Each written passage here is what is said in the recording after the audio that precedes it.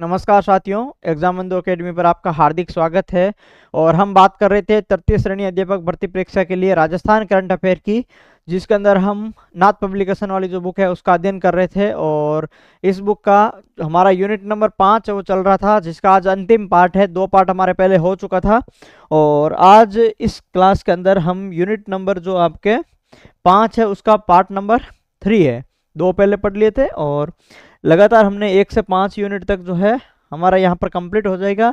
Unit 6 जो पुरस्कार है वो आपके विकास जी सर ने करवा दी, और उसके बाद में यूनिट जो 7 आपके खेल वगैरह रहने वाली है, तो वो मैं आपको जल्दी कल परसों तक आपके अगली क्लास के अंदर वो करवा दूंगा। ठीक है, तो इसके अंदर कुछ चीज़ें हैं वो हम देख लेते हैं। देखो, इस क्लास के अंदर हमारा जो एमओयू वाला पार्ट है वो कुछ बचा हुआ था। ठीक है, तो हम एमओयू रिलेटेड है वो चीज़ें यहाँ पर बात कर लेते हैं।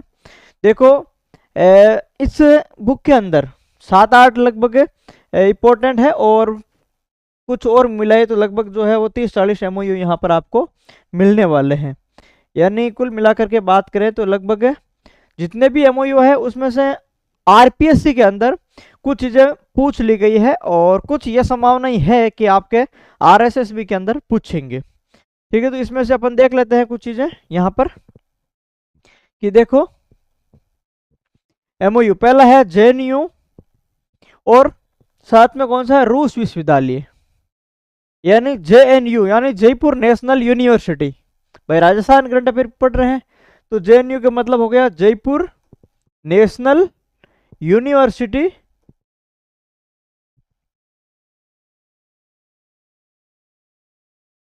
ठीक है, तो ये आपको ध्यान रखना है, जयपुर नेशनल यूनिवर्सिटी जेएनयू, और इसके साथ में कौन सी है, रूस यूनिवर्सिटी। इनके मध्य क्या हुआ, एमओयू हुआ। एक तो ये, अब रूस और जेएनयू के मध्य किस उद्देश्य से लेकर के एमओयू हुआ। देखो, दो चीजें यहाँ पर प्रश्न पूछा जाता है। एक प्रश्न तो आपके इस तरीके से पूछा जाता है कि हाल ही में इसके लिए किन किन यूनिवर्सिटी का जो है वो आपके एमओयू हुआ है, या ऐसा प्रश्न आएगा हाल ही में जयपुर नेशनल यूनिवर्सिटी ने विद्यार्थियों के इंटर्नशिप एवं प्लेसमेंट में सहायता हेतु किस विश्वविद्यालय से एमओयू किया। ठीक है, या फिर उल्टा आ जाता है कि रूस विश्वविद्यालय के साथ में राजस्थान की कौन सी यूनिवर्सिटी ने विद्यार्थियों के इंटर्नशिप और प्लेसमेंट के लिए एमओयू किया है, या जेएनयू और रूस विश्वविद्यालय दोनों ने मिलकर के किस उद्देश्य के लिए जो है वो एमओयू किया। यानी कौन कौन सी संस्था के मध्य एमओयू हुआ है और उद्देश्य क्या है, ये एक ही चीज यहाँ पर याद रखनी है। तो रूस और जेएनयू के मध्य हुआ है। ठीक है, आपके जयपुर नेशनल यूनिवर्सिटी और रूस की मिनिन निजनी आपके नोवगोरोड पेडागोजिकल यूनिवर्सिटी, ये रूस की यूनिवर्सिटी है। ठीक है, मिनिन निजनी, और उद्देश्य क्या है, विद्यार्थियों को इंटर्नशिप एवं प्लेसमेंट में सहायता।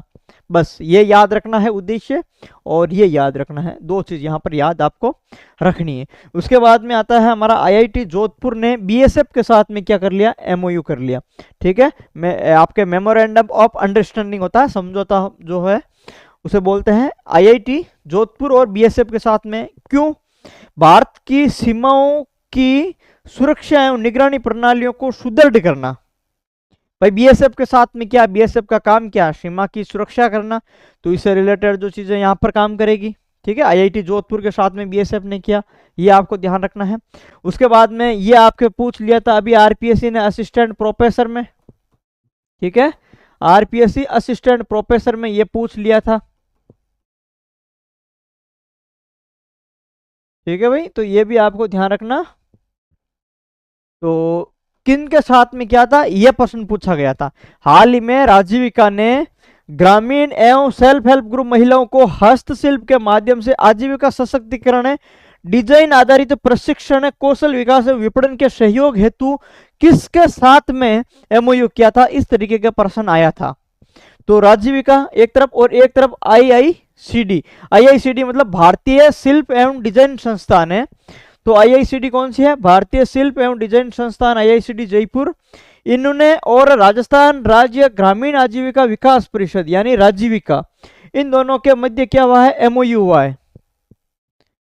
किस उद्देश्य को लेकर के, तो देखो डिजाइन आधारित, किसके लिए, डिजाइन आधारित प्रशिक्षण, कौशल विकास एवं विपणन में सहयोग हेतु ग्रामीण एवं सेल्फ हेल्प ग्रुप की जो महिलाएं हैं उनको हस्तशिल्प के माध्यम से आजीविका सशक्तिकरण करना, ग्रामीण एक एक जो सेल्फ हेल्प ग्रुप की महिलाएं उनको हस्तशिल्प के माध्यम से क्या करना, उनकी आजीविका सशक्तिकरण करना और डिजाइन आधारित उनको प्रशिक्षण देना, कौशल विकास करना और विपणन में सहयोग करना। ये उद्देश्य है किसका, राजीविका और आईआईसीडी का, आपके एमओयू का। राजीविका, आईआईसीडी भारतीय शिल्प एवं डिजाइन संस्थान का जयपुर।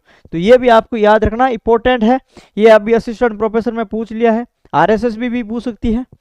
उसके बाद में ये जो है वो 4 कार्य करेगी, कोई इतना इंपॉर्टेंट है नहीं, आरपीएससी के हिसाब से इंपॉर्टेंट है, बाकी आरएसएसबी में कोई पूछेगा नहीं, फिर भी देख लेते हैं। डिजाइन बेस्ड आपके इंटरवेंशंस, कैपेसिटी बिल्डिंग, प्रोडक्ट आपके डाइवर्सिफिकेशन और मार्केटिंग एम्पावरमेंट, यानी लक्ष्य कार्य ही देख लिया, ये लक्ष्य देख लो, ग्रामीण महिलाओं के कौशल का आर्थिक मूल्य बढ़ाना, हस्तशिल्प को स्थायी आजीविका बनाना, सेल्फ हेल्प ग्रुप महिलाओं को बाजार व डिजाइन नवाचार से जोड़ना। ये वही का लक्ष्य, लगभग कार्य वही है जो आप ऑप्शन के अंदर ये चीज आती है, तो कॉमन सेंस के हिसाब से ये चीजें सही हो जाती है। हालांकि हमारा जो बोर्ड पूछेगा ये एक उद्देश्य और किन के मध्य, ये आपको ध्यान रखना है, ठीक है। उसके बाद में देखो VMU Kota, Vardhman Mahaveer open university Kota, और इन्होंने विदेशी शैक्षणिक अनुबंध किया भाई, ठीक है, विदेशी शैक्षणिक अनुबंध किया है और इसके लिए यूजीसी ने इनको अनुमति दे दी है। और ये राजस्थान की एकमात्र यूनिवर्सिटी है जिसको आपके विदेशी शैक्षणिक अनुबंध के लिए क्या मिला है, आपके अनुमति मिली है। यानी विदेशी संस्थान के साथ में ये क्या करेंगे, ये जो नए पाठ्यक्रम है वो उनको प्रारंभ करेंगे विदेशी संस्थानों के साथ में। तो देखो विश्वविद्यालय अनुदान यूजीसी जो है उन्होंने क्या दे दी, अनुमति दे दी। महत्व क्या हो जाएगा, राजस्थान का एकमात्र सरकारी विश्वविद्यालय है जिसे ये अनुमति मिली है, एकमात्र सरकारी विश्वविद्यालय है जिसे अनुमति मिली है। कौन सी अनुमति मिली है भाई, विदेशी संस्थानों के साथ अनुबंध कर नए पाठ्यक्रम जो है वो प्रारंभ करने की क्या मिली है, अनुमति मिली है। क्या करना, विदेशी संस्थानों के साथ में अनुबंध करके नया पाठ्यक्रम शुरू करने की अनुमति मिली है, किसको, वीएमयू कोटा को। तो ये ध्यान रखें, ये इसलिए चर्चा मेरा राजस्थान का एकमात्र सरकारी विश्वविद्यालय है, तो ये चर्चा में क्यों रहा, ध्यान रख लेना, ठीक है। RVUNL और NLCIL ये पहले भी आया था, ठीक है, ये आरपीएससी ने एक बार पूछा था शायद तक, उसमें किसी एग्जाम के अंदर पूछा था, प्रोटेक्शन ऑफिसर वाले में, पीआरओ में, जिसमें भी पूछा था। तो ये आप देख लेना RVUNL, ठीक है, राजस्थान विद्युत उत्पादन जो निगम लिमिटेड है, राजस्थान की कंपनी है RVUNL, उनके साथ में ये आपके जो नेवली लिग्नाइट जो कंपनी है, ठीक है, उनके मध्य क्या हुआ, समझौता हुआ है। और यह प्रश्न पहले भी आया हुआ है, 810 मेगावाट सौर ऊर्जा परियोजना की बिजली खरीद हेतु राजस्थान राज्य विद्युत उत्पादन निगम लिमिटेड और ये आपके नेवली लिग्नाइट जो कंपनी है इनके मध्य क्या हुआ, समझौता हुआ। और ये 810 मेगावाट का प्लांट कहाँ पर है, पुगल बीकानेर के अंदर। ये मैंने इसका सोर्स भी बनाया था पहले, जो प्रश्न आया था, और मैंने इसमें इंपॉर्टेंट उस टाइम में लिखवाया था, तो ये हूबहू प्रश्न छप गया था, जिसका शॉर्ट भी मैंने डाला था, 810 मेगावाट पुगल बीकानेर, याद रख लेना, नेवली लिग्नाइट के साथ में, ठीक है, ये याद रख लेना। उसके बाद में देखो ये राजस्थान जो प्रदूषण मंडल है उन्होंने सीएससी के साथ में क्या किया, एमओयू किया। सीएससी का मतलब क्या हो गया, क्लाइमेट चेंज अडेप्शन जो प्लान 2030 है उनको तैयार करेंगे ये मिलकर के, ठीक है, सीएससी के साथ में मिलकर के ये क्या करेंगे, राजस्थान प्रदूषण मंडल, ये आपके जो क्लाइमेट चेंज एडेप्टेशन प्लान है 2030 को लेकर के उसको तैयार करेंगे। और ये आपके कौन सी है भाई, आपके क्या है, centre of science and environment. CSC का मतलब क्या हो गया, centre for science and environment. तो ये एक तो साइंस और एनवायरमेंट और प्रदूषण मंडल, कौन सा, राजस्थान प्रदूषण मंडल की बात कर रहे हैं, इन दोनों के मध्य क्या हुआ, एमओयू हुआ है। उद्देश्य क्या था इसका एमओयू का, क्लाइमेट चेंज एडेप्टेशन प्लान 2030 को तैयार करना। कौन कौन सी संस्था है, centre for science and environment नई दिल्ली और इनके साथ में राजस्थान प्रदूषण मंडल, ये दो मिलकर के इस प्लान को क्या करेगी, तैयार करेगी। तो ये उद्देश्य हो गया, ये संस्थाएं और ये उद्देश्य, इतना आपको याद रखना है। उसके बाद में ये आपके एक है राजीविका का C3 के साथ में एमओयू। देखो राजीविका का इस जो है वो करंट अफेयर के अंदर 2-3 बार नाम आएगा, ठीक है। तो राजीविका का एक तो हमने पढ़ा IICD के साथ में, ठीक है, ये हमने पढ़ा था हस्तशिल्प के लिए, और एक आ गया आपका C3 के साथ में है। ये आपके जो मिशन है आपके इनसे रिलेटेड है, ठीक है। तो इसके साथ में देखो C3 का क्या मतलब हुआ, centre for catalysing change C3, ये आप थोड़ा ध्यान रख सकते हैं। हालांकि एग्जाम के अंदर भी आपके C3 आएगा, नहीं तो आइडिया लग जाएगा आपकी क्या है, centre for catalysing change C3। कौन सी संस्थाएं हैं, ये आपको ध्यान रखनी कौन कौन सी संस्थाएं हैं।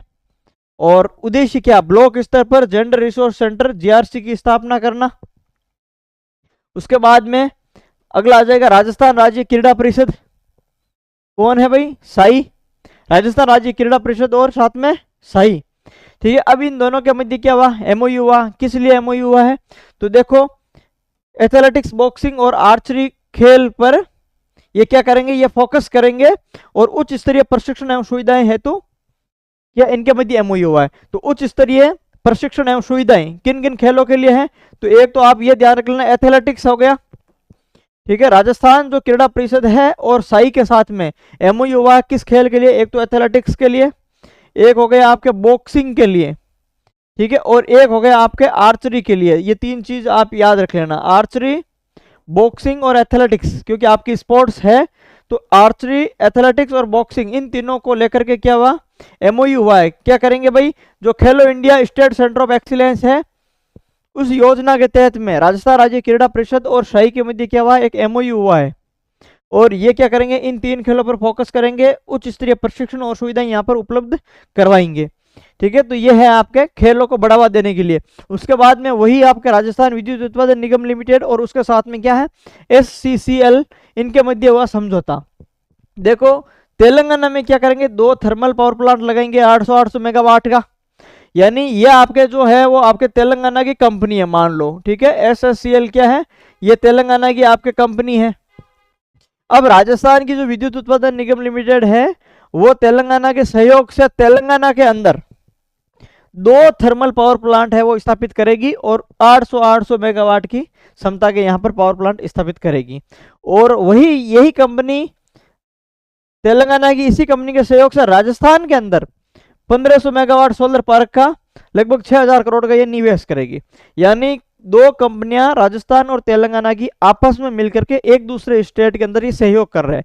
राजस्थान की कंपनी तेलंगाना में 2 थर्मल पावर प्लांट 800 मेगावाट में सहयोग करेगी, जबकि तेलंगाना की कंपनी राजस्थान में 1500 मेगावाट का सोलर पार्क हेतु निवेश करेगी या सहयोग करेगी। तो ये आपको थोड़ा ध्यान रख लेना। स्टेट कौन सा, तेलंगाना। राजस्थान सरकार और दक्षिण ऑस्ट्रेलिया के मध्य क्या हुई, साझेदारी। राजस्थान सरकार और दक्षिण ऑस्ट्रेलिया के मध्य साझेदारी कौन सा है भाई, ऑस्ट्रेलिया इंडिया वाटर सेंटर ये माध्यम है। इसके माध्यम से कौन किस क्षेत्र को लेकर के साझेदारी हुई है, तो जल प्रबंधन को लेकर के साझेदारी हुई है। तकनीकी सहयोग एवं नई तकनीकों का आदान प्रदान करना इनका उद्देश्य है। किसकी तकनीकी सहयोग की बात कर रहे हैं, कौन सी नई तकनीकों का आदान प्रदान की बात कर रहे हैं, तो ये जल जो प्रबंधन है, जल प्रबंधन से संबंधित जो तकनीकें हैं उन तकनीकों को क्या करेंगे, ये आदान प्रदान करेंगे। तो इसको आपको थोड़ा आइडिया रखना है कि भाई जल प्रबंधन से संबंधित राजस्थान सरकार का हाल ही में दक्षिण ऑस्ट्रेलिया के साथ में क्या हुआ, समझौता हुआ। ये आपको ध्यान रखना है, किसके लिए, जल प्रबंधन को लेकर के दक्षिण ऑस्ट्रेलिया के साथ में राजस्थान सरकार का क्या हुआ है, समझौता हुआ। इतना याद रखना, इतना से अपना क्या है एग्जाम के अंदर काम हो जाएगा। ये जयपुर के साथ में, जयपुर के अंदर यानी जयपुर नगर निगम और रूस का जो आपके सेवरोडविंस्क समझौता है ये हुआ था। यानी जयपुर का नगर निगम और वैसे ही रूस का एक शहर है सेवरोडविंस्क, इन दोनों के मध्य क्या हुआ है, आपके एमओयू हुआ है। किस लिए, शिक्षा, पर्यटन, संस्कृति व शहरी विकास में सहयोग हेतु।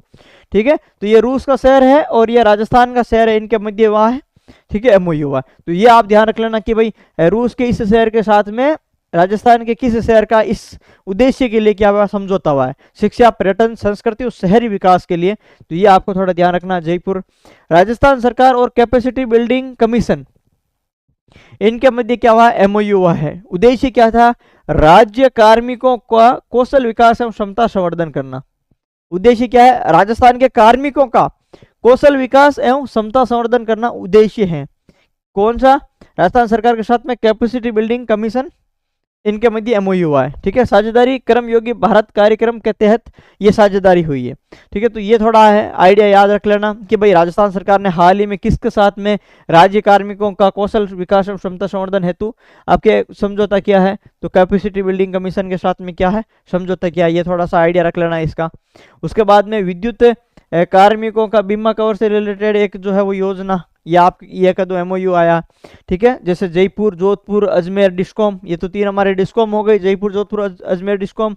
एक आपकी ये जो है 2 विद्युत कंपनियां हो गई और इन विद्युत कंपनियों ने आपके किसके साथ में, एसबीआई के साथ में एक समझौता किया। तो एक तो आपको ये ध्यान रखना है, देखो विद्युत कंपनियां, इसके अंदर आपके तो 3 डिस्कॉम आ गई, और ये आपके उत्पादन निगम लिमिटेड, और ये आपके प्रोडक्शन जो है वो आ गया आपके, ठीक है। अब ये आपके जो 2 कंपनियां ये और 3 डिस्कॉम, पांचों ने मिलकर के क्या है, एसबीआई के साथ में, यानी इन सभी जो कर्मचारी है इन कंपनियों के, एसबीआई के साथ में इन्होंने क्या किया, समझौता किया है। क्या, मृत्यु या स्थायी यदि निःशक्ता होती है तो 1 करोड़ रुपए देंगे, आंशिक यदि निःशक्ता होती है तो 80 लाख रुपए, सामूहिक सावधि जीवन बीमा 10 लाख रुपए, और प्रीमियम एसबीआई द्वारा ये वहन किया जाएगा। किसके द्वारा, एसबीआई द्वारा ये प्रीमियम वहन किया जाएगा। तो ये आपको ध्यान रखना है, किसके साथ में किया भाई, बिजली कंपनियों ने हाल ही में एसबीआई के साथ में किया है। और ये राशि भी याद रख लेना आप, कितनी, 1 लाख रुपए, 1 करोड़ रुपए, 80 लाख और 1 करोड़। उसके बाद में वित्तीय साक्षरता हेतु समझौता हुआ है, किसके लिए, वित्तीय साक्षरता हेतु समझौता हुआ है, किसके साथ में हुआ है, तो देखो 2 संस्थान यहाँ पर कौन कौन से हैं, एक तो public financial management and training institute Rajasthan, ये है, और इनके साथ में the centre for investment education and learning private limited, ये 2 जो संस्थान है, इन दोनों संस्थान के साथ में क्या हुआ है, इन दोनों संस्थान को मिलकर के इन दोनों ने एमओयू किया है, किसके लिए, वित्तीय साक्षरता हेतु। बस उद्देश्य आ गया वित्तीय साक्षरता, और संस्थान के नाम आ गए public financial management and training institute, और दूसरा हो गया the centre of investment education and learning private limited. ये 2 संस्थान है, और 2 संस्थान के मध्य किसके लिए एमओयू हुआ है, वो आपकी वित्तीय साक्षरता के लिए एमओयू हुआ है, ये आपको ध्यान रखना है। अब वित्तीय साक्षरता का मतलब हो गया निवेश शिक्षा, कर, ऑडिट व वित्तीय अनुशासन पर जागरूकता बढ़ाना। किसके लिए, वित्तीय साक्षरता की बात कर रहे हैं, तो निवेश शिक्षा, कर, ऑडिट और वित्तीय अनुशासन पर जागरूकता, यानी सभी जो बातें की है वो वित्तीय शिक्षा से या वित्तीय जागरूकता से रिलेटेड या वित्तीय साक्षरता से रिलेटेड रहेगी। लाभ क्या हो जाएगा, वित्तीय प्रशासन में पारदर्शिता एवं दक्षता आ जाएगी। तो ये आपको थोड़ा आइडिया रखना है, वित्तीय साक्षरता है तो इन दोनों के मध्य यहाँ पर एमओयू हुआ है, ठीक है। जैसे यहाँ पर आ जाएगा फाइनेंशियल मैनेजमेंट, वित्तीय साक्षरता से रिलेटेड ये काम करती है, ये ट्रेनिंग इंस्टीट्यूट है, ठीक है। और ये आपके इन्वेस्टमेंट यहाँ पर शब्द आ गया, तो इन्वेस्टमेंट एजुकेशन की बात कर रहे हैं, निवेश शिक्षा की यहाँ पर हमने बात कर ली, ठीक है। तो इस तरीके से कुछ चीज़ें यहाँ पर आपके इसी संस्था के नाम से लिंक हो जाएगी, तो ये आपको थोड़ा आइडिया इसका रखना है।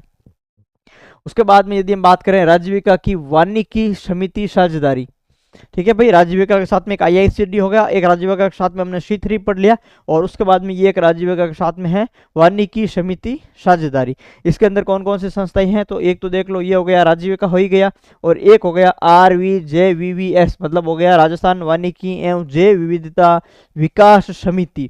ये भी क्या है, ये भी आपके अति महत्वपूर्ण है, ठीक है, ये आपके इंपॉर्टेंट है, दोनों के दोनों संस्थाएं, राजस्थान वानिकी एवं जैव विविधता विकास समिति और ये राजीविका के मध्य वानिकी समिति साझेदारी हुई है। किस परियोजना के अंतर्गत, तो इस परियोजना के अंतर्गत ये इसका जो है वो आपके एमओयू हुआ है RFBDP परियोजना के अंतर्गत। सहयोग क्या है, AFD जो है आपके फ्रांस ने 2023 से 2031 तक, कवरेज 13 जिले 800 गांव हो जाएंगे, लक्ष्य है 1200 सेल्फ हेल्प ग्रुप का गठन एवं सशक्तिकरण। तो ये आपको थोड़ा इसमें थोड़ा ध्यान रखना है कि ये वानिकी एवं जैव विविधता विकास समिति है, इनके साथ में राजीविका का क्या हुआ है, आपके एमओयू हुआ है। उसके बाद में RUHS जो आपका Rajasthan health and science university of health and sciences है, जिसको अब एम्स की तर्ज पर रिम्स में कन्वर्ट कर दिया है RUHS को। इनको और कोयटा फाउंडेशन के मध्य क्या है, डिजिटल हेल्थ कोर्स को लेकर के क्या हुआ है, एक एमओयू हुआ है। किनके मध्य, RUHS और कोयटा फाउंडेशन, इनके मध्य किसके लिए, डिजिटल हेल्थ कोर्स के लिए एक एमओयू हुआ है। साझेदारी देख लो, राजस्थान स्वास्थ्य विज्ञान विश्वविद्यालय RUHS Jaipur plus Quetta foundation, ये कहाँ का है, मुंबई का है कोयटा फाउंडेशन, ठीक है। तो कोयटा फाउंडेशन मुंबई का और RUHS जयपुर, इनके मध्य क्या हुआ है, एमओयू हुआ है। किस लिए, डिजिटल हेल्थ कोर्स के लिए। किसके लिए, उद्देश्य क्या है, डिजिटल हेल्थ फाउंडेशन कोर्स शुरू करना क्या है, इसका उद्देश्य है। याद रख लेना, कोयटा फाउंडेशन जब भी शब्द आए तो डिजिटल हेल्थ फाउंडेशन से रिलेटेड इस चीज़ को याद कर लेना। कोर्स का विवरण ये हो जाएगा, 13 मॉड्यूल, EMRS, टेलीमेडिसिन और AI आदि रहेंगे। वर्चुअल डिजिटल हेल्थ लैब इसमें शामिल हो जाएगी। तो क्या हो जाएगा, Ayushman Bharat digital health mission के अनुरूप ये पहल है। तो आपको मेन चीज़ तो यही याद रखना है, यहाँ पर उद्देश्य याद रखना है और ये आपके संस्था याद रखनी है दोनों, ठीक है, दो चीजें यहाँ पर याद आपको रखनी है, बाकी चीजें याद रखने की आवश्यकता इसमें नहीं है। यहाँ पर देख लो आप, राजफेड है एक तरफ और एक तरफ आपके NCEL है। NCL मतलब राष्ट्रीय सहकारी निर्यात लिमिटेड हो गया। ठीक है, यानी आप सीधी सी बात कर लेते हैं, निर्यात, इनके मध्य निर्यात को सहयोग हुआ है। यानी देखो यहाँ पर आपको याद रखनी है, ये जो साझेदारी है संस्था है, ये याद रखनी है। राजस्थान राज्य क्रय विक्रय सहकारी संघ एक तरफ तो हो गया राजफेड, राजस्थान राज्य क्रय विक्रय सहकारी फंड, और इनके साथ में कौन सी है, इनके साथ में आपके राष्ट्रीय सहकारी निर्यात लिमिटेड है। तो दो संस्थाएं हो गई, एक तो राजफेड हो गई और एक आपके NCEL हो गई, यानी राष्ट्रीय सहकारी निर्यात लिमिटेड है, और एक राजस्थान राज्य क्रय विक्रय सहकारी संघ है, राजफेड है और एक आपकी निर्यात लिमिटेड, इन दोनों के मध्य MOU हुआ है। उद्देश्य क्या है, राजस्थान के सहकारी उत्पादों को वैश्विक पहचान दिलाना, सहकारी समितियों की आय में क्या करना, वृद्धि करना, इनका उद्देश्य है। सहकारी उत्पादों को क्या करना, वैश्विक पहचान दिलाना, और सहकारी समितियों की आय में क्या करना, वृद्धि करना, इनका उद्देश्य है। उसके बाद में देखो जयपुर पुलिस, इन्होंने आपकी क्या है, 40 संस्था के साथ में आपराधिक पीड़ित पुनर्वास हेतु MOU किया है, जयपुर पुलिस, और उन्होंने 40 के साथ में आपराधिक पीड़ित पुनर्वास के लिए MOU किया। 40 का मतलब हो गया राजस्थान व्यापार एवं उद्योग आपके महासंघ, इनके साथ में इन्होंने क्या किया है, आपराधिक पीड़ित पुनर्वास हेतु क्या MOU किया है। तो ये आपको ध्यान रखना है, कौन कौन सी संस्था, एक तो देखो साझेदारी, ये याद रखनी है आपको, एक तो जो जयपुर पुलिस है और एक हो गई राजस्थान व्यापार एवं उद्योग परिसंघ यानी FORTI। ठीक है, ये आपको ध्यान रखना है, राजस्थान व्यापार एवं उद्योग परिसंघ या महासंघ। ठीक है, परिसंघ कॉन्फेडरेशन होता है, महासंघ याद कर लेना आप। तो उसके बाद में उद्देश्य क्या है, आपराधिक मामलों के पीड़ितों का पुनर्वास करना, पीड़ित पुनर्वास यानी आपराधिक मामलों के जो भी पीड़ित है उनका पुनर्वास करना, इसका उद्देश्य है। जयपुर पुलिस के साथ में 40 है, इनके मध्य MOU हुआ। लाभार्थी कौन कौन से रहेंगे, बच्चे, महिलाएं, बुजुर्ग या बीमार, जो भी आपराधिक पीड़ित हैं उनका पुनर्वास इनका टारगेट रहेगा, बच्चे, महिलाएं, बुजुर्ग और बीमार। सहायता से देखो शिक्षा, ड्रॉप आउट बच्चों एवं युवाओं को सहारा, व्यावसायिक आपका प्रशिक्षण देंगे, और माइक्रो ग्रांट या रोजगार के अवसर यहाँ पर उपलब्ध करवाएंगे। तो ये थोड़ा ध्यान रख लेना, ये उद्देश्य ध्यान रख लेना, और यहाँ पर ये याद रख लेना, साझेदारी जयपुर पुलिस और 40 उद्देश्य आप देख लेना कि आपराधिक मामलों के पीड़ितों को पुनर्वास करना, जिसके अंदर बच्चे, महिलाएं, बुजुर्ग और बीमार इसके अंदर शामिल रहने वाले हैं। उसके बाद में आपके बिट्स पिलानी है, और बिट्स पिलानी के साथ में ये आपके जो CERT इन है, ये आपके इनके मध्य MOU हुआ है, किसके लिए, साइबर सुरक्षा सहयोग के लिए। यानी आपको बस ये एक एक ही लाइन याद करनी होती है उसके अंदर, और इसमें ज्यादा कुछ भी यहाँ पर है नहीं। देखो बिट्स पिलानी प्लस आपके CERT संस्था, इनके मध्य क्या हुआ, MOU हुआ है। साइबर सुरक्षा में प्रोफेशनल डेवलपमेंट प्रोग्राम इनका उद्देश्य है, साइबर सुरक्षा में सहयोग या साइबर सुरक्षा में प्रोफेशनल डेवलपमेंट प्रोग्राम इनका उद्देश्य है। कोर्स कितना का है, 8 सप्ताह का कार्यक्रम होगा। ठीक है, संचालन CENSE बिट्स हैदराबाद है, इनके द्वारा संचालन यहाँ पर किया जाएगा। ठीक है, और CERT का जो है आपके IT एक्ट 2000 के तहत राष्ट्रीय नोडल एजेंसी है, इनको बनाया गया। तो यहाँ पर ये ध्यान रखें, CERT IT एक्ट 2000 के तहत राष्ट्रीय नोडल एजेंसी है। ठीक है, और आपके इसका जो संचालन है, आपके बिट्स जो है हैदराबाद, बिट्स पिलाने की जो है हैदराबाद की संस्था है बिट्स, वो आपके इसका संचालन करेगी। बाकी मुख्यतः आपको यही याद रखनी है, एक की लाइन यहाँ पर याद रखनी है इसके अंदर। ठीक है, उसके बाद में राजफेड के साथ में BBSL एवं NCOL के मध्य क्या हुआ, MOU हुआ। यानी यहाँ पर देखो BBSL क्या है, उच्च गुणवत्ता वाले बीज उपलब्ध करवाना, और NCOL क्या करेगी, बासमती दालें, शहद, मिलेट्स, औषधीय उत्पादों हेतु विपणन अवसर करवाना। इनके साथ में साझेदारी किनकी हुई है, आपके राजफेड की हुई है। तो ये थोड़ा ध्यान रखें। उसके बाद में यहाँ पर आने वाला आपका जोबनेर पशु चिकित्सा विश्वविद्यालय का बिट्स पिलानी के साथ में MOU। ठीक है, बिट्स पिलानी के साथ में MOU। अभी बिट्स पिलानी के साथ में अपने किसका पढ़ा था, CERT इनका साइबर सहयोग के लिए पढ़ा था। ये अब किसका है, जोबनेर पशु चिकित्सालय आपके जोबनेर पशु चिकित्सा विश्वविद्यालय के लिए बिट्स पिलानी के साथ में MOU हुआ है। साझेदारी ये आपके एक तो हो गया जोबनेर यूनिवर्सिटी और विश्वविद्यालय, और एक हो गया आपके कौन सा, बिट्स पिलानी, इनके मध्य हुआ है। उद्देश्य क्या है, क्षेत्रीय टेक्नोलॉजी आपके एनबेलिंग सेंटर एवं विश्वविद्यालय के बीच में सहयोग करना, ये क्या हो जाएगा, इनका उद्देश्य हो जाएगा। उसके बाद में EDAR पोर्टल, यानी आपके यहाँ पर MOU कंप्लीट हो चुके हैं, अब आपके कुछ पोर्टल्स हैं, उस पोर्टल्स पे बात कर लेते हैं। ठीक है, तो पोर्टल्स के अंदर यदि हम देखें तो आपकी क्या है EDAR पोर्टल, यानी ये आपके जोधपुर कमिश्नरेट द्वारा है वो लॉन्च किया गया है EDAR पोर्टल। ठीक है, क्या है EDAR पोर्टल, ये आपके किसके लिए है? जोधपुर कमिश्नरेट के द्वारा लॉन्च किया गया। उद्देश्य क्या है? सड़क हादसों के पीड़ितों हेतु मामला दर्ज करने से मुआवजा दिलाने तक, सड़क हादसों के पीड़ितों हेतु मामला दर्ज करने से मुआवजा दिलाने तक की प्रक्रिया को सरल बनाना किसका उद्देश्य है? EDAR का उद्देश्य है। ये पोर्टल है जोधपुर कमिश्नरेट द्वारा। पहले जो पोर्टल था वो आपके IARD था, अब इसको उल्टा करके EDAR कर दिया। ठीक है, यानी पुराने IARD पोर्टल को अपडेट कर नया EDAR पोर्टल लॉन्च कर दिया गया। किसके द्वारा? जोधपुर कमिश्नरेट द्वारा। ये आपको ध्यान रखें। उसके बाद में देखो यहाँ पर सैनिक वेलफेयर पोर्टल, कौन सा? सैनिक वेलफेयर पोर्टल है। ये आपके राज्यपाल हरिभाऊ किशन राव बागड़े ने यहाँ पर उद्घाटन कर दिया, इसका प्रारंभ किया। पूर्व सैनिकों, वीरांगनाओं एवं आश्रितों के लिए राज्य सरकार की योजनाओं का ऑटोमेशन हेतु कौन सा पोर्टल की बात कर रहे हैं? सैनिक वेलफेयर पोर्टल की यहाँ पर स्थापना या प्रारंभ किया गया। ठीक है, और इसके साथ ही बाद में यहाँ पर आपके ये जो श्री श्याम टेस्ट सीरीज है, ठीक है, 5000 प्लस क्वेश्चंस यहाँ पर आपको मिलने वाले हैं। यानी यहाँ पर अपन बात कर लेते हैं कितने? 5000 प्लस PYQs यहाँ पर रहेंगे। इसके साथ में कक्षा 9th और 10th की MCQ जो है वो ही रहने वाला है। और इसके साथ में हिंदी ग्रंथ अकादमी के कुछ महत्वपूर्ण MCQ है वो भी यहाँ पर रहने वाले हैं। ठीक है, तो ये 5000 नहीं है, इसकी संख्या 5000 से बढ़कर के 7, 8, 10, 10,000 तक भी हो सकती है। ठीक है, जितने भी महत्वपूर्ण क्वेश्चंस होगा आपके आर्ट कल्चर का, जितने भी कलेक्शन होगा वो आपके यहाँ इसी टेस्ट सीरीज के अंदर अपलोड हो जाएंगे, अपडेटेड रहेंगे। RPSC के सारे प्रश्न हैं, RSSB के सारे प्रश्न हैं, प्लस राजस्थान के जितने भी एग्जाम है, चाहे पुलिस, चाहे आपके रीट वगैरह जो अलग माध्यमिक शिक्षा बोर्ड या पुलिस विभाग करवाती है, जिनमें भी राजस्थान के प्रश्न हैं, सभी प्रश्न हैं वो इसमें शामिल किए गए हैं। पूछे हुए प्रश्न प्लस नए जो इन किताबों से बनाए हुए प्रश्न हैं वो भी इनमें शामिल होंगे आपके। ठीक है, अभी तक 5000 के आसपास में क्वेश्चंस है, बाकी धीरे धीरे ये अपडेट होकर के एक बेहद शानदार आपके जो है वो टेस्ट सीरीज के रूप में ये आपके साबित होने वाली है। यानी मैं इसको इस तरीके से डिजाइन कर रहा हूं कि राजस्थान के प्रत्येक स्टूडेंट को जो कंपटीशन की तैयारी कर रहे हैं उसको कम से कम ये जो मैं 5000 10,000 प्रश्न करवाऊंगा ये कम से कम उसको याद होने चाहिए। अगर ये पूरे याद हो जाए उसके बाद में वो आप अगला जो है अपने हिसाब से कुछ भी चीजें पढ़ सकता है, लेकिन एटलीस्ट ये चीजें उसको मुख पे याद होनी चाहिए। ठीक है, इस हिसाब से इस टेस्ट सीरीज को डिजाइन कर रहा हूँ, महत्वपूर्ण प्रश्न यहाँ पर शामिल कर रहा हूँ।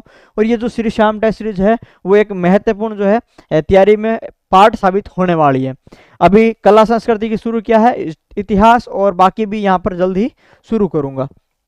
ठीक है, तो अगर ज्वाइन करना है तो एग्जामबंधु अकेडमी ऐप है जिसके डिस्क्रिप्शन में आपको लिंक मिल जाएगी, वहां से आप डाउनलोड कर सकते हैं और PYQ सेक्शन के अंदर ये आपको मिल जाएगी। ठीक है, उसके बाद में यहाँ पर देखो 150 यूनिट निःशुल्क बिजली योजना पोर्टल, अभी हम बात कर रहे हैं पोर्टल की, तो यहाँ पर 150 यूनिट निःशुल्क बिजली योजना पोर्टल प्रारंभ किया। किसने किया था? केंद्रीय गृह एवं सहकारिता मंत्री अमित शाह ने प्रारंभ किया है। पोर्टल है, उद्देश्य क्या है? आम नागरिकों को प्रति माह 150 यूनिट तक निःशुल्क बिजली दिलाना इसका उद्देश्य है। सुविधा कैसे मिलेगी? ऑनलाइन पोर्टल से आवेदन करना होगा, लाभार्थियों के डेटा का डिजिटल सत्यापन किया जाएगा। लाभार्थी वर्ग कौन सा हो जाएगा भाई? घरेलू उपभोक्ता हो जाएंगे एक, दूसरे निम्न एवं मध्यम आय वर्ग के जो परिवार है वो इसके अंदर हो जाएंगे शामिल। तो ये हो जाएंगे लाभार्थी वर्ग, प्रति माह 150 यूनिट निःशुल्क बिजली। विशेषता क्या रहने वाली है? 150 यूनिट तक शून्य बिल नीति, पारदर्शी सरल एवं आवेदन प्रक्रिया हो जाएगी और राज्य की डिस्कॉम कंपनियां इसमें क्या हो जाएगी? साझेदार हो जाएगी। तो ये आप ध्यान रखें, लाभार्थी जो है वर्ग ये भी ध्यान रखें। ठीक है, ऑनलाइन ये एक पोर्टल है 150 यूनिट तक निःशुल्क बिजली हेतु, ये आप ध्यान रखें। उसके बाद में देखो राजधरा पोर्टल, किस हेतु? राजधरा पोर्टल, उद्देश्य क्या है? राज्य के मिनरल ब्लॉक्स एवं प्लॉट्स का सीमांकन करना। इस पोर्टल के माध्यम से राजधरा पोर्टल का उद्देश्य क्या है? राज्य के मिनरल्स ब्लॉक्स व प्लॉट्स का सीमांकन करना। खान संचालन से जुड़ी संपूर्ण जानकारी उपलब्ध करवाना राजधरा पोर्टल पर। प्रधानमंत्री गति शक्ति पोर्टल से जोड़ा जाएगा, ये इसकी एक विशेषता है। तो ये ध्यान रखें, राजधरा जो पोर्टल है वो आपके किसके लिए है, राज्य के मिनरल्स या खान संचालन से संबंधित है। मिनरल्स ब्लॉक व प्लॉट्स का सीमांकन करेंगे, ये आप ध्यान रखें। राजधरा पोर्टल, देश का पहला डिजिटल फॉरेस्ट स्टैक आपके DG1 ऐप, देश का पहला digital forest stack DG1 app है। इसका आपका उद्घाटन मुख्यमंत्री भजनलाल जी शर्मा द्वारा 21 मार्च को विश्व वानिकी दिवस के अवसर पर किया गया था। देश का पहला डिजिटल फॉरेस्ट स्टैक है। वन विभाग को सटीक एवं त्वरित ये जानकारी देगा। बेहतर डेटा प्रबंधन इसकी विशेषता रहने वाली है। राज्य कृषि वानिकी नीति शीघ्र लागू होगी। अरावली सीड बॉल परियोजना लागू होगी।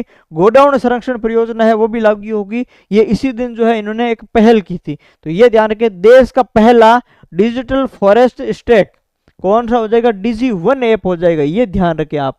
ठीक है भाई, कौन सा, DG1 ऐप, ये आप ध्यान रखें कौन सा ऐप की बात कर रहे हैं, DG1 ऐप। ठीक है, उसके बाद में यहाँ पर देखो संपर्क पोर्टल 2.0, अभी असिस्टेंट प्रोफेसर में पूछा गया था प्रश्न भाई। ठीक है, ये असिस्टेंट प्रोफेसर है, उसमें अंदर पूछा गया था प्रश्न। तो क्या है, संपर्क पोर्टल 2.0 उद्देश्य क्या है, शिकायत निवारण प्रणाली को अधिक प्रभावी एवं पारदर्शी बनाना इनका उद्देश्य है। ऑनलाइन ट्रैकिंग सिस्टम होगा, प्रत्येक चरण की अपडेट जानकारी होगी, नवीन तकनीकों का उपयोग यहाँ पर किया जाएगा। उसके बाद में देखो राज किसान गिरदावरी ऐप, कौन सा, राज किसान गिरदावरी ऐप, ये किसान स्वयं गिरदावरी करने के लिए है। तो किसान स्वयं ऑनलाइन फसल गिरदावरी कर सके उसके लिए राज किसान गिरदावरी ऐप है। लाभ क्या होगा, पारदर्शी और समयबद्ध गिरदावरी हो जाएगी। जमाबंदी प्रति डाउनलोड सुविधा हो देंगे इनको। फसल बीमा एवं मुआवजा निपटान में तेजी आएगी। और उद्देश्य क्या है, खरीफ सीजन में 70 लाख रुपए, 70 लाख खसरे हैं यहाँ पर। इसके लक्ष्य, इसमें 70 लाख खसरों को शामिल करना क्या है, इसका लक्ष्य था खरीफ सीजन का। तो ये आप ध्यान रखें कि भाई राज किसान जो गिरदावरी ऐप है वो किसान स्वयं ऑनलाइन फसल गिरदावरी कर सके उसके लिए। कैरियर क्रिएटर पोर्टल क्या है, तो ये आपके जो कैरियर क्रिएटर जो पोर्टल है आपके 15 जुलाई 2025 को विश्व युवा कौशल दिवस पर प्रारंभ किया गया। विश्व युवा कौशल दिवस कब, 15 जुलाई को ये आता है। ठीक है, इसके अवसर पर ये आपके जो पोर्टल है वो प्रारंभ किया गया, कैरियर क्रिएटर पोर्टल। आपके डेवलपर कौन है, TCS है, जो आपके राइजिंग राजस्थान पहल के तहत इन्होंने इसको तैयार किया है। उद्देश्य क्या है, युवाओं को कैरियर चयन, आत्ममूल्यांकन एवं स्किल डेवलपमेंट में सहायता उपलब्ध करवाना इसका उद्देश्य है। उसके बाद में आता है आपका बिजली मित्र ऐप, किसका है भाई, जोधपुर डिस्कॉम का ये पहल है। बिजली मित्र ऐप किसकी है, जोधपुर डिस्कॉम की ये पहल है। उपभोक्ताओं को बिजली सेवाओं में सुविधा एवं पारदर्शिता प्रदान करना इसका उद्देश्य है। घूमर महोत्सव 2025 आयोजन तिथि 19 नवंबर 2025। राज्य के सभी 7 संभाग में संभाग मुख्यालय पर एक साथ घूमर महोत्सव का आयोजन यहाँ पर किया जाएगा। कब, 19 नवंबर 2025 को। ये आपके कौन से आ गए, ये आपके मेले और महोत्सव आ गए भाई। पोर्टल पूरे हो गए और आपके MOU पूरे हो गए, अब आपके मेले और महोत्सव आ गए। घूमर महोत्सव से शुरू है। ठीक है, तो घूमर महोत्सव के अंदर आपके 19 नवंबर 2025 को यह आयोजन किया गया। राज्य के सभी 7 संभाग एवं 7 सभी संभाग मुख्यालयों पर एक साथ में घूमर महोत्सव का यहाँ पर आयोजन है वो किया गया था। उसके बाद में यहाँ पर देखो अंतर्राष्ट्रीय व्यापार मेला 2025, कौन सा, IITF अंतर्राष्ट्रीय व्यापार मेला 2025। स्थान कहां पर है, प्रगति मैदान नई दिल्ली के अंदर, 14 से 27 नवंबर 2025। इंटरनेशनल व्यापार मेला 14 से 27 नवंबर 2025, प्रगति मैदान नई दिल्ली। आयोजक इंडिया ट्रेड प्रमोशन ऑर्गेनाइजेशन, ये इनके आयोजक है भाई। ठीक है, India trade promotion organisation IITF आयोजक है। और नाम क्या है, अंतरराष्ट्रीय, क्या भाई, अंतरराष्ट्रीय, नाम भी अंतरराष्ट्रीय व्यापार मेला है। अंतरराष्ट्रीय व्यापार मेला इसका नाम है। ठीक है, कहां पर हुआ, ये आपके नई दिल्ली के अंदर हुआ। कहां पर हुआ, व्यापार मेला अंतरराष्ट्रीय नई दिल्ली के अंदर हुआ। आयोजनकर्ता कौन थे, India trade promotion organisation IITF क्या है, इनके आयोजन करता है। राजस्थान की भूमिका किस रूप में रही है भाई इस अंतर्राष्ट्रीय व्यापार मेले के अंदर नई दिल्ली के अंदर, तो पार्टनर स्टेट के रूप में राजस्थान की भूमिका यहाँ पर रही है। ये इंपॉर्टेंट है। ठीक है, पार्टनर स्टेट के रूप में राजस्थान की भूमिका रही है। राजसिको द्वारा 1000 वर्ग किलोमीटर क्षेत्रफल में राजस्थान मंडपम का आकर्षक निर्माण यहाँ पर है वो आपके किया गया है। ठीक है, तो ये आप ध्यान रखें, पार्टनर स्टेट के रूप में राजस्थान शामिल था अंतर्राष्ट्रीय व्यापार मेला के अंदर। उसके बाद में यहाँ पर बात करें चंद्रभागा मेला। 4 से 6 नवंबर झालरापाटन झालावाड़ के अंदर। पुष्कर मेला 30 अक्टूबर से 5 नवंबर 2025 अजमेर। ठीक है, उसके बाद में यहाँ पर ये हमने पढ़ ही लिया है। श्री श्याम जो टेस्ट सीरीज है राजस्थान कला एवं संस्कृति से रिलेटेड 5000 प्लस क्वेश्चंस है। यहाँ पर ये विशेषता लिखी है कि भाई राजस्थान की भर्तियों की तैयारी करने वाले प्रत्येक एस्पिरेंट्स को श्री श्याम टेस्ट सीरीज का हर प्रश्न याद होना चाहिए। तो ये आप डाउनलोड कर सकते हो, एप्लीकेशन का ये आपके रहेगा। ठीक है, उसके बाद में यहाँ पर ये ऐप के अंदर राजस्थान करंट अफेयर की मंथली एमसीक्यू टेस्ट सीरीज है, जिसके अंदर जनवरी से दिसंबर तक के आपके एमसीक्यू आपको मिलने वाले हैं। ठीक है, आपके जो जनवरी से दिसंबर तक के इसमें एमसीक्यू मिलेंगे। इसके बाद में ये आपके थर्ड ग्रेड लेवल 1 और लेवल 2 दोनों के लिए शैक्षिक परिदृश्य, शैक्षिक प्रबंधन एवं सूचना प्रौद्योगिकी के रिलेटेड 1500 प्लस एमसीक्यू की क्या है टॉपिक वाइज यहाँ पर टेस्ट सीरीज है, ये भी ध्यान रखें। उसके बाद में यहाँ पर रीट लेवल 1 और लेवल 2 के लिए क्या है ऑल सब्जेक्ट के यहाँ पर टेस्ट सीरीज है, जो 25 नवंबर से शुरू हुई थी और जिसका शेड्यूल यहाँ पर डाला हुआ है। और लेवल फर्स्ट के लिए है, प्लस लेवल 2 के लिए हिंदी, एसएसटी और साइंस मैथ, इन तीनों सब्जेक्ट के लिए यहाँ पर ये अवेलेबल है ऐप के अंदर। ठीक है, उसके बाद में आता हमारा कुर्जा महोत्सव 26 से 27 दिसंबर 2025 को होगा। ठीक है, कुर्जा महोत्सव यानी कल परसों होने वाला है। कहाँ पर होगा भाई? फलोदी के अंदर होगा कुर्जा महोत्सव 2025। उसके बाद में यदि बात करें गंग महोत्सव, ठीक है, अभी यहाँ पर आया था आरपीएससी में, ऐसा एक क्वेश्चन पूछा गया था, तो ये आपको ध्यान रखना। सारे महोत्सव कुर्जा महोत्सव याद रखें। गंग महोत्सव 25 से 27 अक्टूबर कहाँ पर है? गंगानगर के अंदर गंग महोत्सव। कुर्जा महोत्सव फलोदी के अंदर, याद रखें 3 दिवसीय आयोजन होगा, इंपॉर्टेंट है ये महोत्सव, ऐसा सीधा सीधा पूछा जा सकता है। संसद खेल महोत्सव 6 से 10 नवंबर 2025 को ग्रामीण एवं शहरी खेल प्रतिभाओं को उचित मंच प्रदान करना इनका उद्देश्य है। ग्रामीण एवं शहरी खेल प्रतिभाओं को क्या करना? उचित मंच प्रदान करना उद्देश्य है। शामिल खेल कौन से? बास्केटबॉल, कबड्डी, खो खो, वॉलीबॉल, रस्साकसी, योग, एथलेटिक्स, फुटबॉल और इसके साथ में shake race, lemon race, gilli danda, walkathon आदि ये इसमें शामिल खेल है। यानी संसद खेल महोत्सव के 6 से 10 नवंबर 2025 को। पंच पर्व दीपावली कौन से भाई? पंच पर्व दीपावली 2025 देवस्थान विभाग राजस्थान द्वारा आयोजन किया गया पंच पर्व दीपावली का उद्देश्य क्या है? दीपावली पर मंदिरों में लाइट डेकोरेशन, दीपोत्सव एवं धार्मिक सांस्कृतिक कार्यक्रम आयोजन किया जाए। धार्मिक परंपराओं का संरक्षण एवं सांस्कृतिक आदान प्रदान को सशक्त बनाना उद्देश्य है। श्रद्धालुओं को उत्सवमय अनुभव प्रदान करना इनका उद्देश्य है पंच पर्व दीपावली का।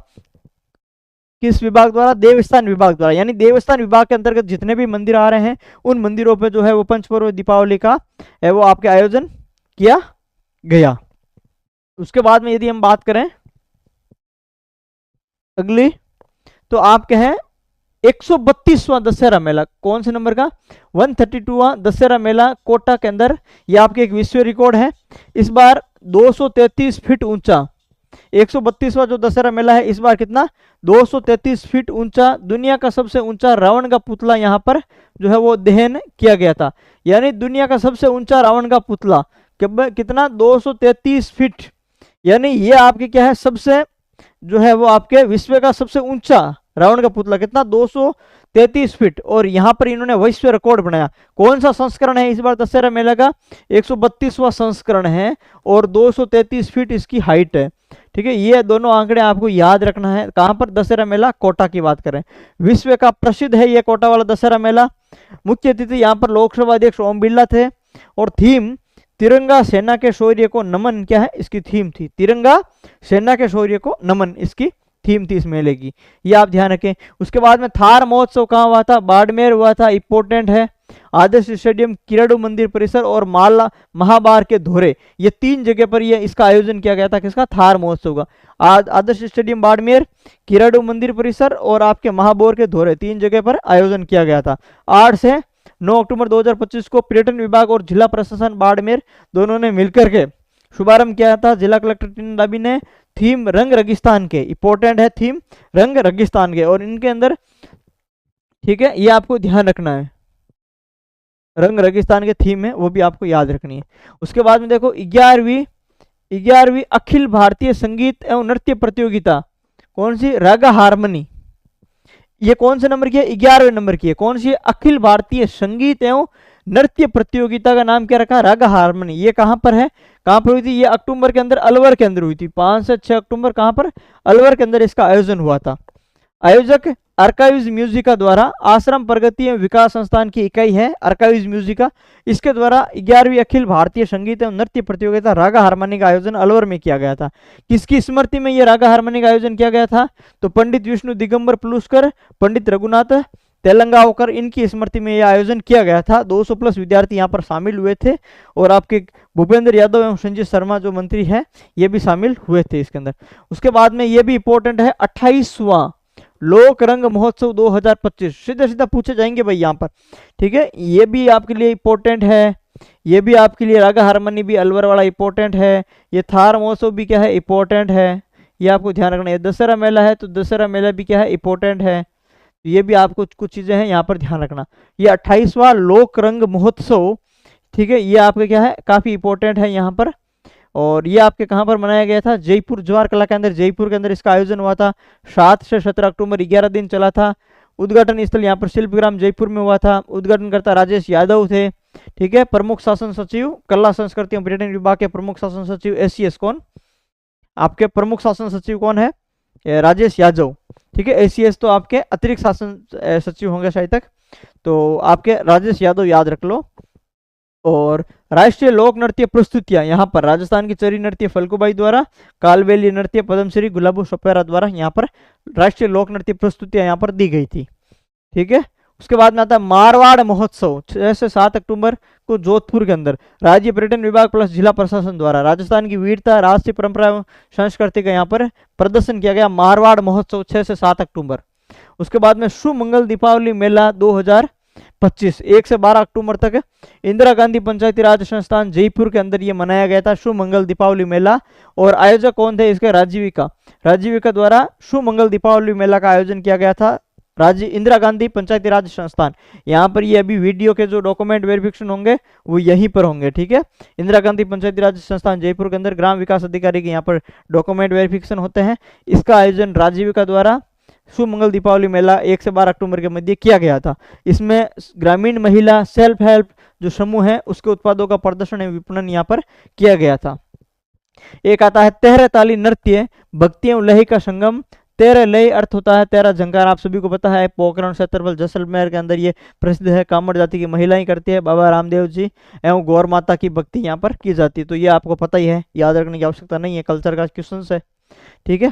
उसके बाद में यहाँ पर आता है सुर ताल कला महोत्सव, ये आप थोड़ा ध्यान रख लेना, ये इंपॉर्टेंट है। मान लो ये कहाँ पर हुआ? सुर ताल कला महोत्सव 16 से 25 सितंबर जयपुर के अंदर। 16 से 25 सितंबर को सुर ताल कला महोत्सव का जयपुर के अंदर हुआ था। जयपुर के अंदर भी कहा? जवाहर कला केंद्र एवं अंजना वेलफेयर सोसाइटी द्वारा इसका आयोजन किया गया था। जवाहर कला केंद्र के अंदर ही, ठीक है। जवाहर कला केंद्र एवं अंजना वेलफेयर सोसाइटी द्वारा इसका आयोजन किया गया था जवाहर कला केंद्र के अंदर 16 से 25 सितंबर को। और नाम क्या है? सुर ताल कला महोत्सव।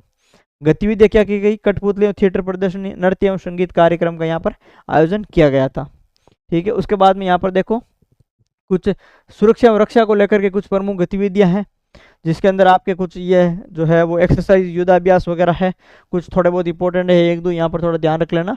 जैसे देखो भारतीय सेना का हाई इंटेंसिटी एक्सरसाइज महाजन फील्ड फायरिंग रेंज बीकानेर के अंदर हुआ था।